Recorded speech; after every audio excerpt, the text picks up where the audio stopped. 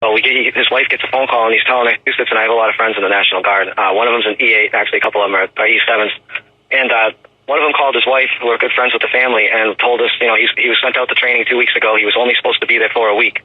So his wife gets a phone call and he's telling her, hey, listen, I'm going to be out here longer. I don't know how much longer I'm going to be here, but there's something I got to tell you. And she says, what? And he says, listen, they have us doing a lot of weird stuff. He said, I've been out here training at night. And for the last week, we've been doing night training, and he said, basically, quote-unquote training. They have us loading live ordnance into the back of trucks under the complete cover of darkness. They're not allowed to use any flashlights.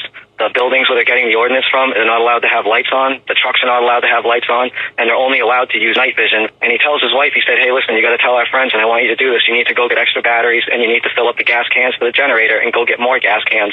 He said, there's a lot of rumors floating around. I don't know what's going to happen. Now, I have other friends in there, so I wanted to confirm this, so I asked one of my other buddies to give a call and ask what's going on. I said, hey, you in training?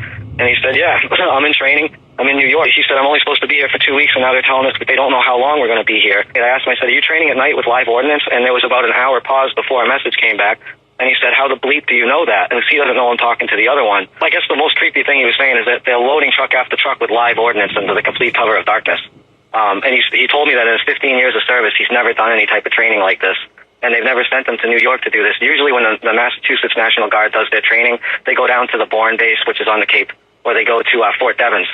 So they're over in New York doing this. Now, I don't know if you covered this, but the same week that they're there training, New York television released a public service announcement. It was a video, and it freaked a bunch of people out to the point where the governor had to respond to it, telling people what to do in the event of a nuclear explosion.